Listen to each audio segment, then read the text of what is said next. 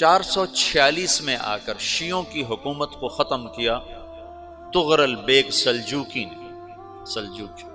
Seljuk مسلمان ہوئے تھے محمود غزنوی کے دور میں، سلجوک ان کے بڑے کا نام تھا۔ تو ایک دفعہ محمود غزنوی نے سلجوک سے پوچھا اگر مجھے تیری مدد کی ضرورت ہو تو کتنے آدمی پیش کر سکتے ہو؟ تو اس نے ایک تیر دیا، کہا یہ ایک تیر ہے میرا، کسی کو یہ تیر بھیج کر میرے علاقے میں بھیج دو تو چند گھنٹوں میں 1,00,000 تلواریں تیرا پہرا دینے کے لیے تیار ہوں، میرے پاس اتنی طاقت ہے۔ تو یہ سلجوک کی نسل میں تھا تغرل بیگ۔ اللہ تعالیٰ نے جب عرب زوال کا شکار ہو گئے اور ضعف کا شکار ہو گئے، جیسے بڑھاپے کا کوئی علاج نہیں، جب قوموں پہ زوال آتا ہے تو اس کا بھی کوئی علاج نہیں، پھر اور قوم کو جگہ ملتی ہے۔ جیسے بڑھاپا ایک فرد پہ آتا ہے، ایسے بڑھاپا قوم پہ آتا ہے۔ قوم کا بڑھاپا جوانی میں نہیں لوٹ سکتا، جیسے فرد کا بڑھاپا جوانی کی طرف نہیں لوٹ سکتا، قوم کا بڑھاپا جوانی کی طرف نہیں لوٹ سکتا، کوئی علاج نہیں، نئی نسل کا آنا ہی علاج ہے۔ تو عرب دھل چکے تھے، 600 سال بہت ہوتے ہیں حکومت کو، اپنی صفات گم کر چکے تھے، اب نئے خون کی ضرورت تھی۔ تغرل بیگ پہلا شخص تھا جس نے آ کر اہل السنت والجماعت کو استحکام بخشا، شیعوں کی حکومت کو ختم کیا، بغداد سے، شام سے، ان سارے علاقوں سے۔ صلاح الدین ایوبی نے اسماعیلی شیعہ کی حکومت کو ختم کیا، مصر۔ العاضد ان کا آخری خلیفہ تھا صلاح الدین ایوبی، نور الدین زنگی رحمۃ اللہ علیہ کا پروردہ تھا، اس کا دوست تھا، اس کے دوست بھی تھا، بچہ بھی تھا اس کے سامنے، زیادہ لکھنے پڑھنے کا شوق تھا۔ پھر اللہ تعالیٰ نے اس سے کام لیا اور اس کو مصر کا گورنر بنا کے بھیجا، مصر کی مدد کے لیے بھیجا، تو وہاں اس نے صلاح الدین ایوبی نے وہاں ختم کیا، تغرل بیگ نے یہاں ختم کیا۔ تو پھر سلجوک جو تھے نا یہ اقتدار میں آئے، ادھر ختم ہو گئی سلطنت بنو عباس کی، مصر ایک چھوٹی سی ترکوں کی سلطنت، تو اللہ تعالیٰ پھر مرکزیت کے لیے ایک نظام چلا ہے۔ دو لشکر آپس میں لڑ رہے ہیں ایک میدان میں، ایک جنگلی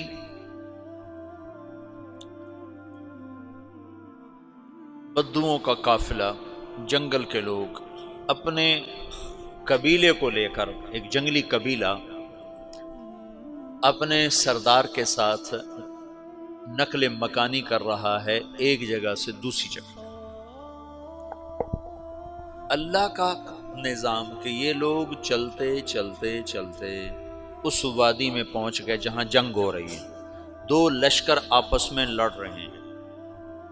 جب یہ وہاں پہنچتے ہیں تو ایک لشکر کے قدم اکھڑ رہے ہیں اور دوسرا غالب آ رہا ہے۔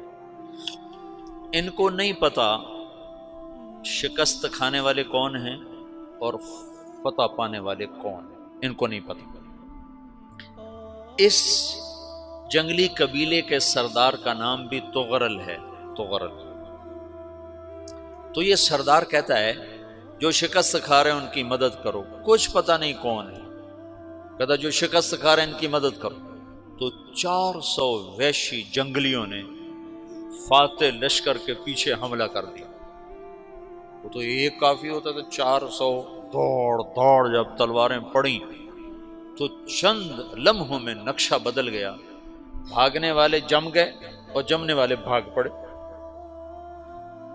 جب جنگ ختم ہوئی تو شکست خوردہ لشکر کے بادشاہ نے ان کو بلایا، اسے پوچھتا ہے مجھے جانتے ہو میں کون ہوں؟ کہا نہیں۔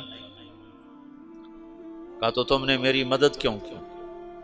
کہا انسانی ہمدردی کی وجہ سے، تمہیں شکست ہو رہی تھی اس لیے تمہاری مدد کی۔ پھر اس نے اپنا تعارف کرایا، میں ہوں سلیمان سلجوکی، ترکی کا بادشاہ۔ مسلمانوں کا لشکر تھا اور تاتاریوں سے شکست کھا رہا تھا، تاتاری فتح پا رہے تھے، مسلمان شکست کھا رہے تھے۔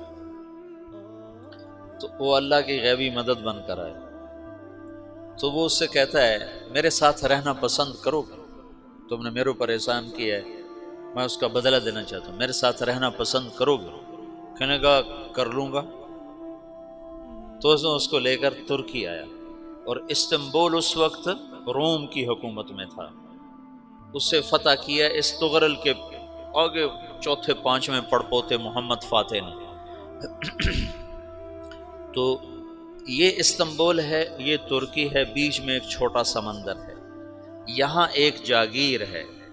تو سلطان سلیمان کہتا ہے یہ جاگیر تجھے وقف ہے، ادھر سے رومی مجھے تنگ کرتے ہیں حملے کر کر کے، تو میرا دفاع کرتے رہنا، یہ جاگیر تیری۔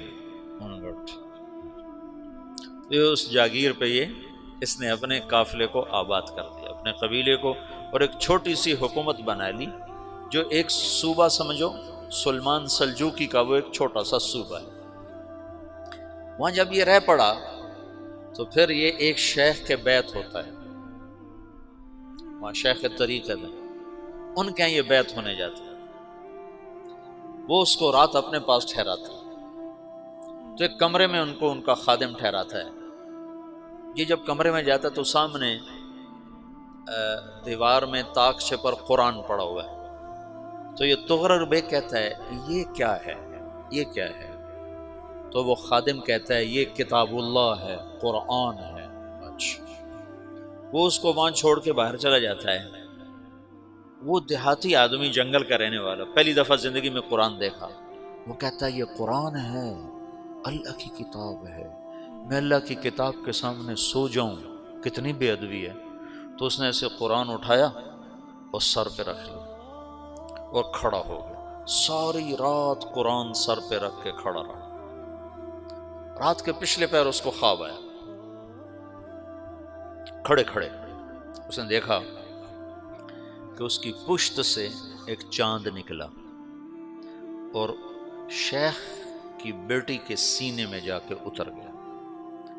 پھر اس لڑکی کے سینے سے ایک درخت نکلا جو پھیلتے پھیلتے پھیلتے 3 بر اعظم پہ چھا گیا، افریقہ پر، یورپ پر، ایشیا پر۔ پھر اس کی آنکھ کھل گئی، وہ کھڑا ہوا ہے، تو اس نے صبح یہ خواب اپنے شیخ کو سنایا، تو انہوں نے اپنی بیٹی اس کے نکاح میں دی تھی۔ اس بیٹی سے ایک بچہ پیدا ہوا، تغرل بیگ نے اس کا نام رکھا عثمان، عثمانی ترک نام سنا ہوا، جو میں نے کل بتایا تھا کہ 1924 میں وہ خلافت ختم ہوئی۔ تو ایک بیٹا پیدا ہوا عثمان۔ عثمان نے پھر ایک نئی اسلامی حکومت کی بنیاد رکھی جو 1924 تک چلتی رہی، کوئی 800 سال یہ حکومت چلی۔ تو حکومت کا شیرازہ بکھرا، لیکن پھر جڑ جاتا تھا، پر وہ قرن اول والا جوڑ کبھی نہ پیدا ہوا، ٹکڑے بن گئے۔ ان ٹکڑوں میں اللہ لوگ پیدا کرتا رہا جو دعوت دیتے رہے، دعوت زندہ رہی۔ جو تربیت کا نظام تصوف کے ساتھ تھا اب وہ تبلیغ کے ساتھ ہے۔